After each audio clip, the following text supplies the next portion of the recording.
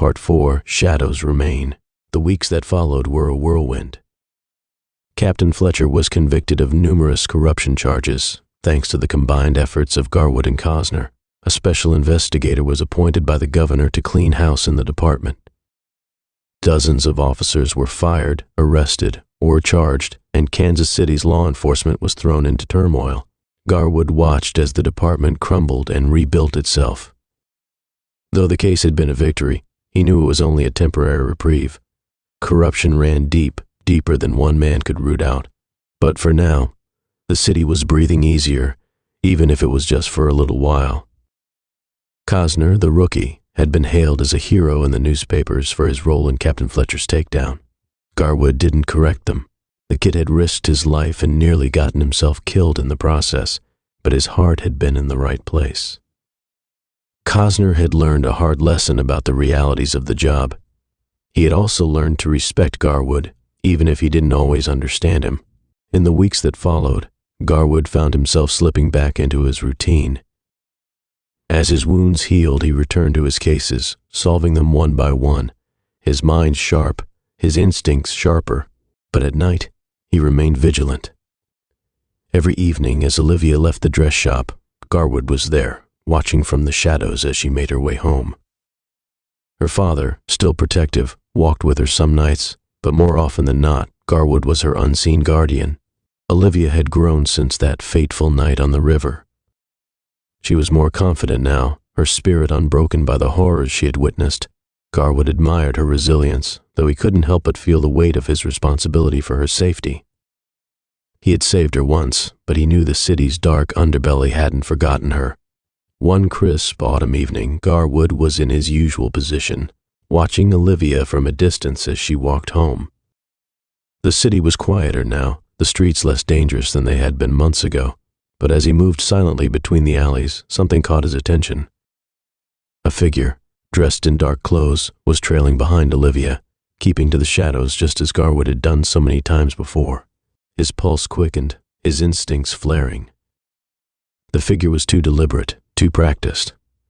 This wasn't some passerby or curious onlooker, this was someone trained, someone who knew how to follow without being seen. But Garwood saw them. His hand moved to the .357 Magnum on his hip as he picked up his pace, closing the distance between himself and the stalker. Olivia was just a few blocks from home, unaware of the danger that lurked behind her.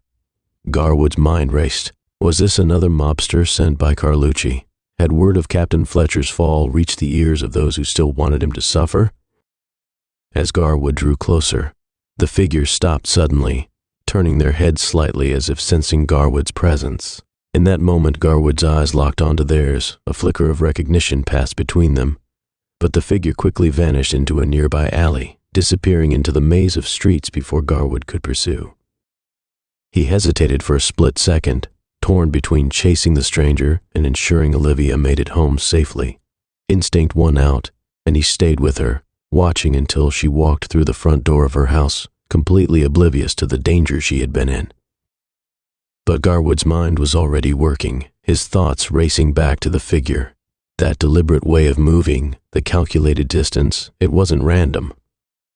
Someone was watching Olivia again, and Garwood had no doubt who was behind it. Salvatore Carlucci. He had been quiet these past months, but Garwood knew better than to think the mob boss had simply given up. Carlucci was patient, ruthless, and he didn't forget. The severed hand left in Garwood's apartment had been the first warning, but this was something more. Carlucci had eyes on Olivia again, and that meant the game was far from over. Garwood stood in the street, the evening air cool against his skin. He had struck a blow against corruption, but the war was far from won.